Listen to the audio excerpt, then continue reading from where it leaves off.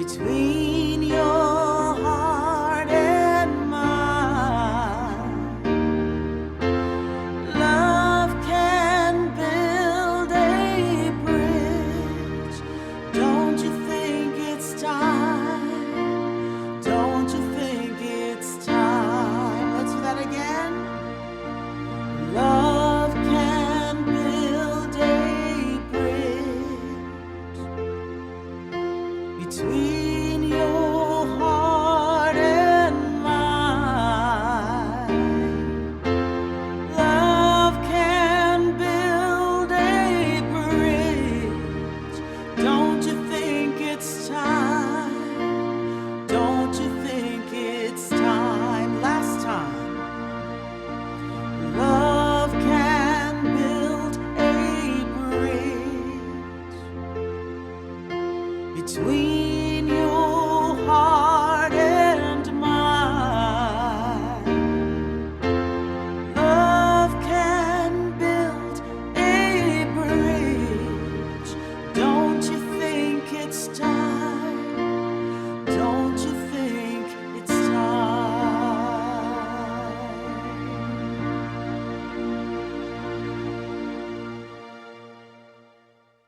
Love can build a bridge. If it's comfortable, friends, I invite you to close your eyes or soften your gaze. Just become aware of your breath and relax a little more deeply, a little more fully into your seat.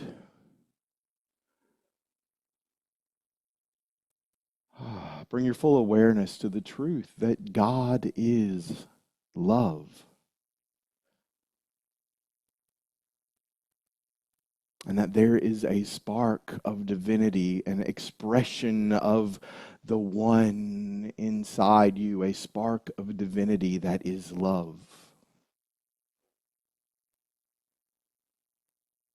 And with that indwelling divinity, you can build a bridge.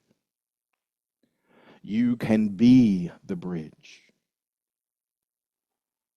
And it is time. It is time. I abide in love. I abide as love.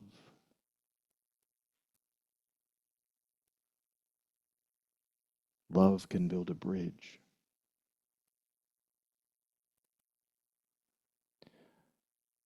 As you become more and more aware of your breath, bring your full awareness, your full attention to that divine spark within. That place where you are an individualized expression of love.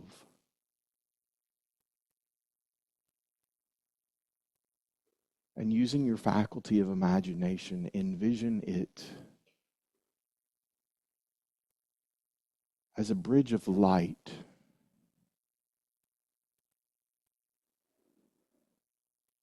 Imagine that bridge of light reaching up out of your chest and connecting to the person next to you.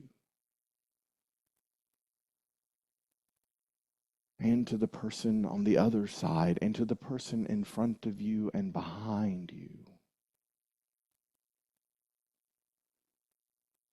See a brilliant white light creating a bridge to everyone. We join together with a bridge of light that is creating a network of love.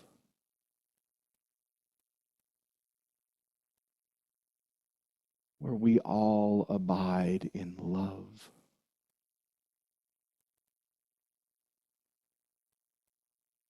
So continuing with this power of imagination, let's sit for a moment in the stillness and the silence and see this love tying to each and every person, to each and every place.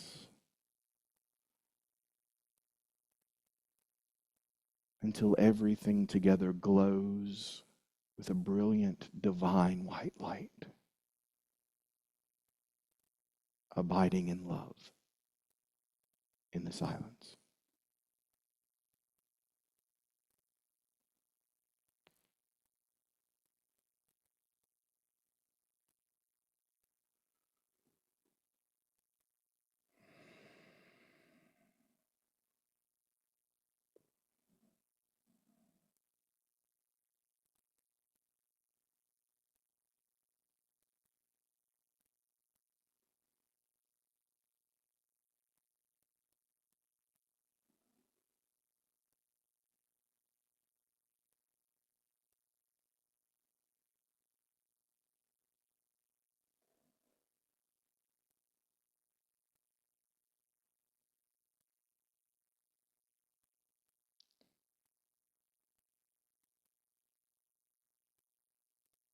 Standing firmly in my faith that there is only oneness, I find peace within myself, and I send that peace out into the world through rays of light that are love, that are God, absolute good.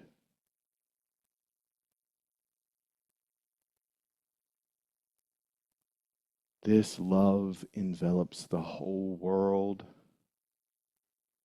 both the seen and the unseen. Everything in potential is nothing but love, and I turn myself over to be a conduit of love. I abide as love. I abide as love. I abide as love. Say that with me, please. I abide as love. And as we bring our attention and our awareness back to this physical plane, we bring forth the truth that we are expressions of love. We abide in love.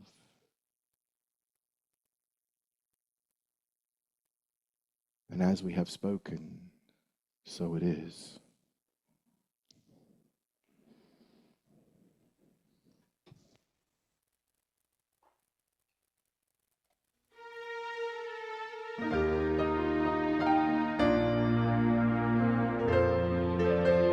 Let us sing it once through. Love can build a bridge between your heart and mine. Love can build a bridge. Don't you think it's time? Don't you think it's time?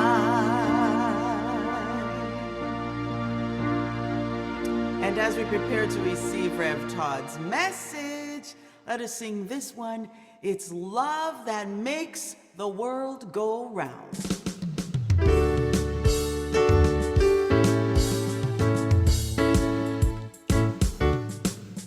It's love, it's love, it's love that makes the world go round.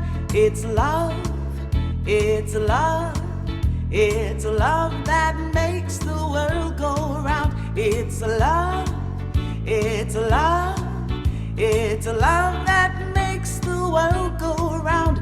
It's love that makes the world go round. It's you, it's you, it's you that makes the world go round. It's you, it's you, it's you that makes the world go round. It's you, it's you, it's you that makes the world go round. It's you that makes the world go round. It's me, it's me, it's me.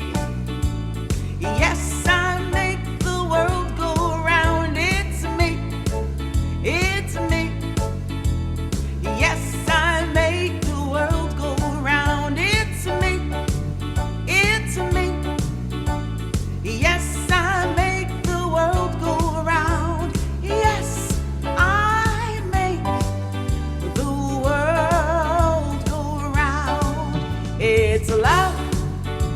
It's love. It's love that makes the world go round. It's love.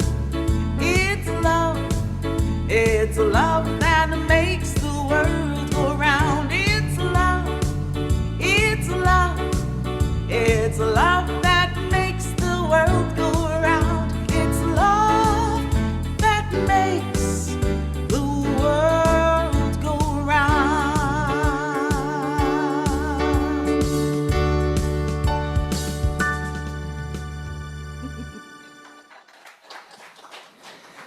That was delightful. Thank you, Deidrey. Well, happy Sunday again, friends. It's always fun to sit down and then turn around and you're like, wow, look at all these people that showed up. What an interesting week I've had.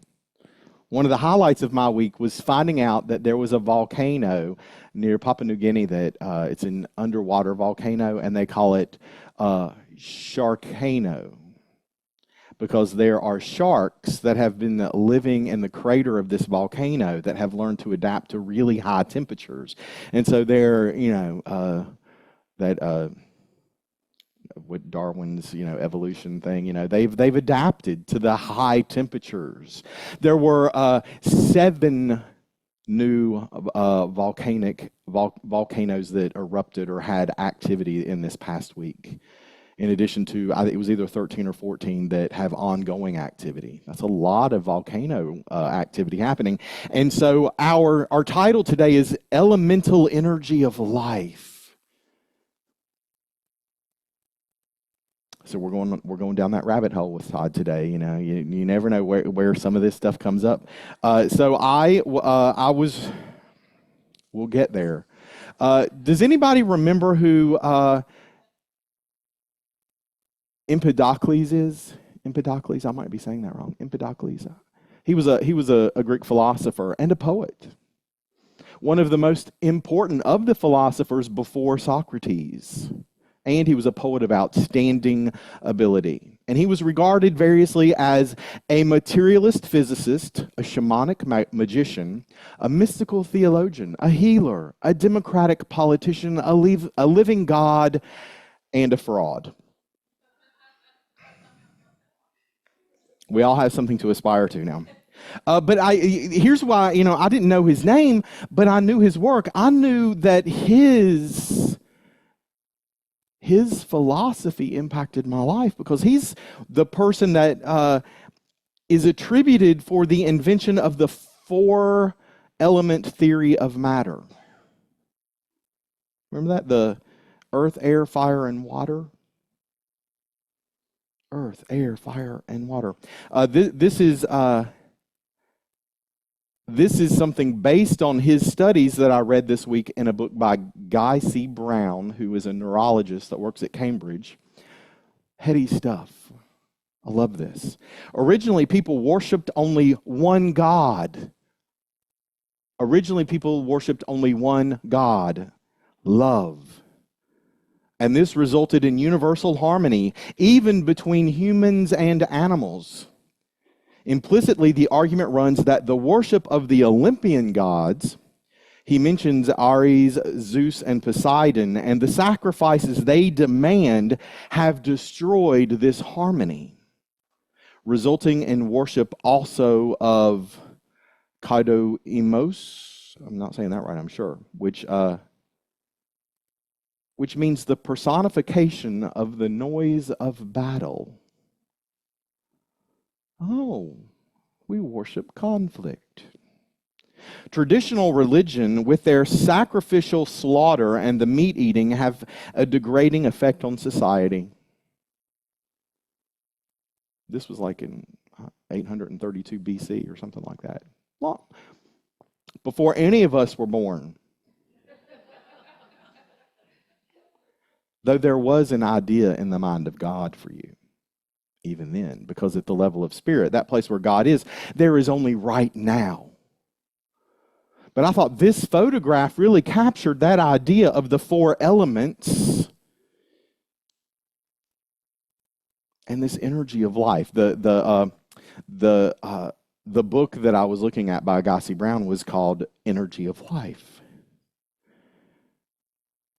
Elemental energy of life. The elemental energy of life is truly love. Now, the way I found this book is circuitous, and so you will bear with me because we start with Winifred Hausman. Y'all remember Winifred Hausman? She wrote a book on the 12 powers. We talked about that before. She said,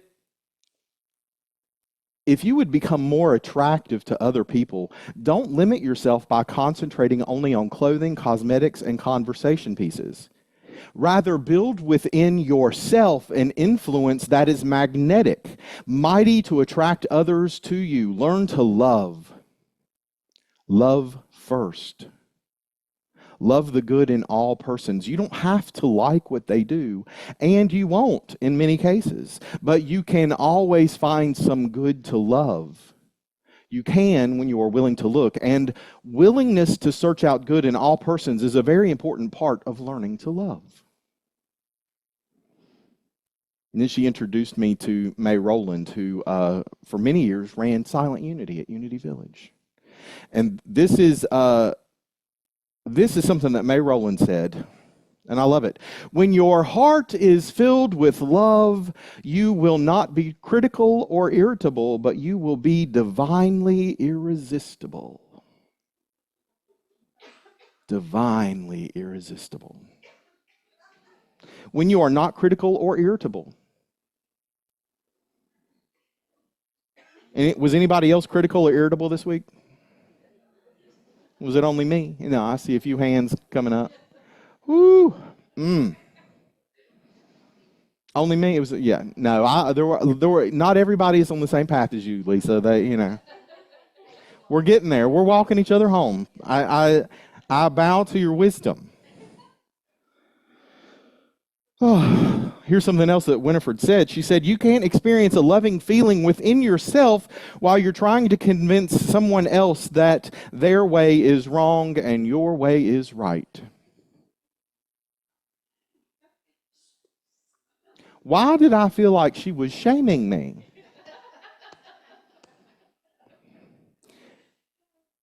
We have this principle in unity that basically says it's not enough to know this stuff. Right? We have to live the truth we know. We have to do this stuff. We have to love one another. We have to love one another. And Winifred went on to mention Henry Drummond. And so I started reading Henry Drummond. Who remembers Henry Drummond? Yeah. Well, Lord. Henry Drummond, a remarkable man and a very popular writer and lecturer in the last century, wouldn't be 2 centuries ago now, had a formula for changing your life through love. To change your life through love. And I was like, oh, I can't wait to see what this is. And then she sent me to what I find is often one of the most popular pieces of scripture for weddings. 1 Corinthians 13.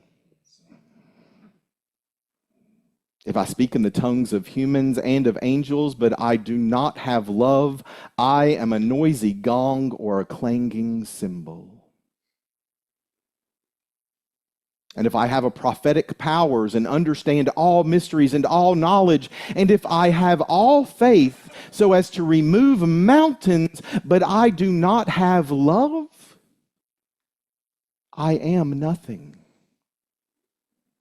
If I give away all my possessions, and if I hand over my body so that I may boast, but do not have love, I gain nothing. This discourse on love, it goes on for a bunch more. I'm going to read you a different version of it. But it's interesting that if you go back to the King James Version, it doesn't use love, it uses charity. If you don't have charity. So I had to, of course I had to look up, like, what is this? Well, charity it's the activity of love. It's the fifth principle. It is love in action. And so this is, I think that this, forgive me if you use this in your weddings or you're planning a wedding and you're going to use this.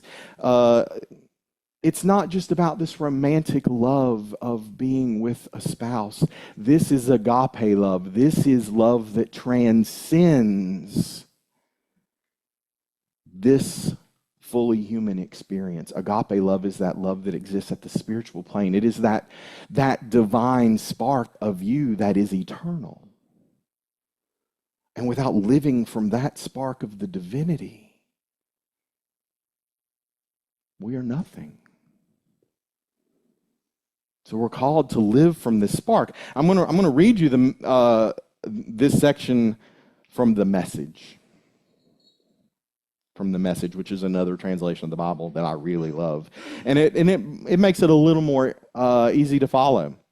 If I speak with human eloquence and angelic ecstasy but don't love, I'm nothing but the creaking of a rusty gate. If I speak God's word with power, revealing all the mysteries and making everything plain as day, and if I have faith that says to a mountain, jump, and it jumps, but I don't love, I'm nothing. If I give everything I own to the poor and even go to the stake to be burned as a martyr, but I don't love, I've gotten nowhere. So no matter what I say, what I believe, and what I do, I'm bankrupt without love.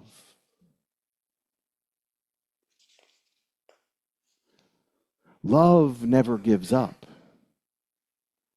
Love cares more for others than for self. Love doesn't want what it doesn't have. Love doesn't strut, doesn't have a swelled head, doesn't force itself on others, isn't always me first, doesn't fly off the handle, doesn't keep score of the sins of others, doesn't revel when others grovel, takes pleasure in the flowering of truth, puts up with anything, trusts God always, always looks for the best, never looks back, but keeps going to the end.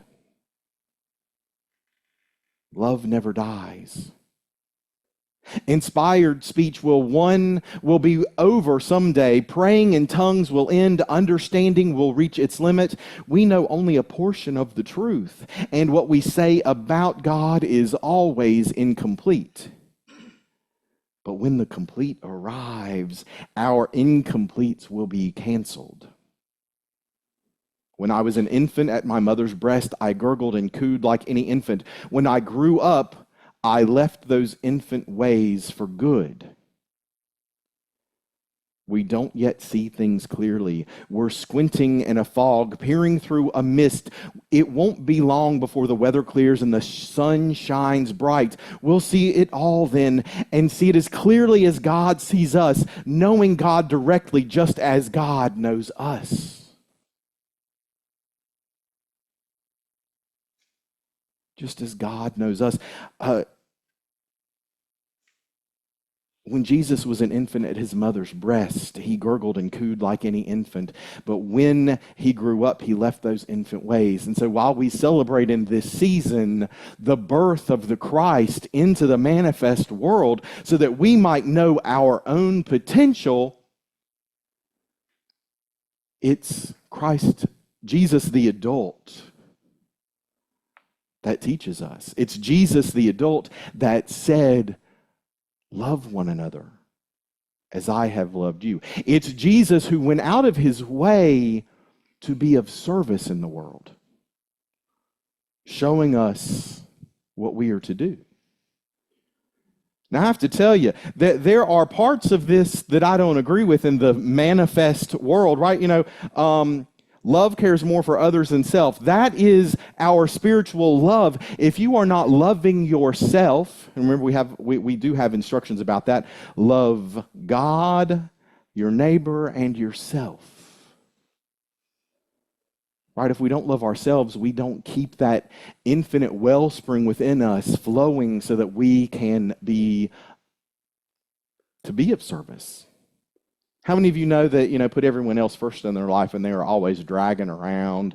They haven't had enough to sleep. They've put themselves into financial ruin. They've done all this other stuff. Oh, but I'm a good person. Well, yeah, you're a good person, but you need to love yourself too. Because you too are a divine expression of the one. You are a divine, individualized expression of absolute good and unconditional love.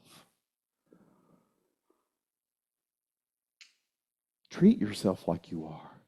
Know that truth about yourself. Live from that place. And when you know that you are that divine expression, just like our way shower was that divine expression, then you will be showing up to love them in what you say, what you do. Because the thinking is right. The thinking is already in the direction of truth. We must live from the truth. We must live from the truth. This spectrum of love, according to Henry Drummond, has 9 ingredients: patience, kindness, generosity, humility, courtesy, unselfishness, good temper, guilelessness, and sincerity. That's a lot. 9's a lot. But see, those are our elements of the energy of life. And so Henry Drummond had a surefire way to change your life if you're willing to do it. So this is your assignment this week. Aren't you excited? Henry Drummond said that if you read 1 Corinthians 13 every day for 30 days, that you will become closer to being an emissary, an expression of love. Every day for 30 days. Now, Henry Drummond was alive in the 1800s. And so he didn't have all the emails and all the newspapers and all the social media clips and all the phone calls, because back then, you didn't even have a telephone. And now you can't go anywhere without people being able to get in touch with you. But do you think you could take 3 minutes every day for the next 30 days and just read this piece of paper? You think you could do that? Are you willing to do an empirical trial and find out, does this change how I think, how I speak, and how I behave in the world? How you show up?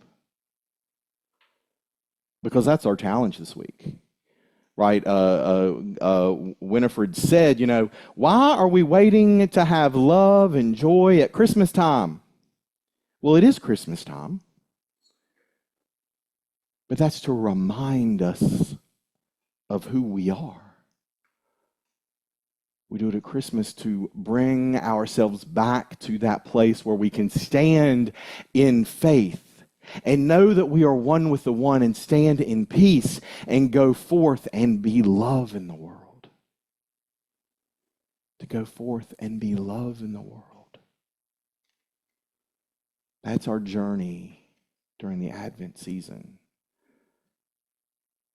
Not to become something new, but to remember who we are. To remember who we are so that we can go forth and we can announce without any doubts whatsoever that I am filled with love, I am not critical or irritable, I am divinely irresistible. Say, I am divinely irresistible. I am divinely irresistible. You are. And so it is. Thanks for letting me share today, friends. I love you.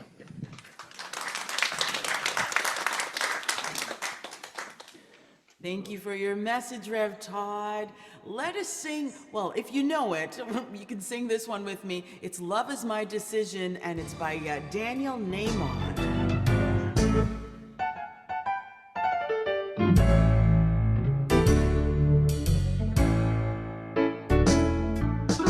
Love is my decision.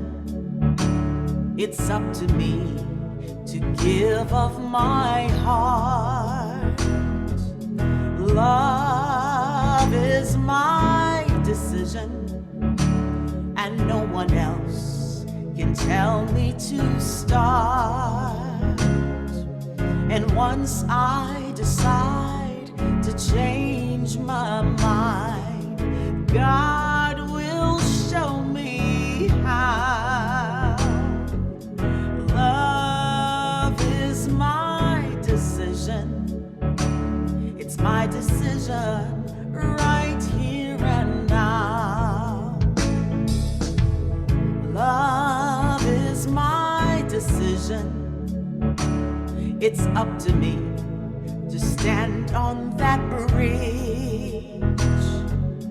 Love is my decision, and no one else can make me forgive. Oh, and once I decide to change my mind, God will show me how.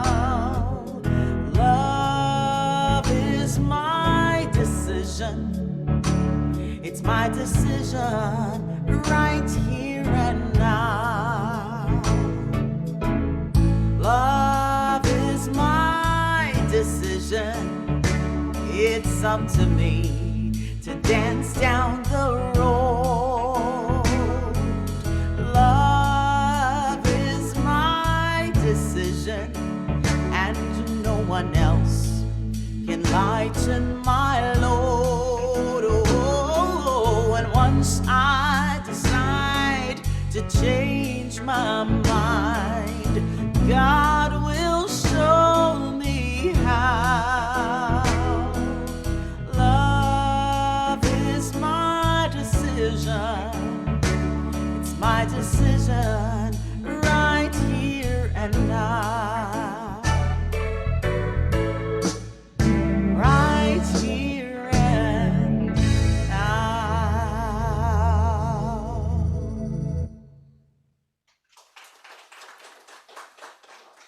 Love that song, Deidrey. Thank you so much.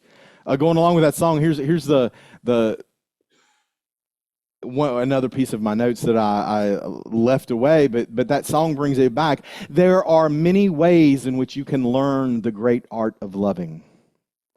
The lesson that you need at this particular time will be revealed to you by love's teacher within when you desire to learn. When you leave the way open for the guidance to come, when you are seeking the fulfillment of order and purpose in your life. More words from Winifred Hausman.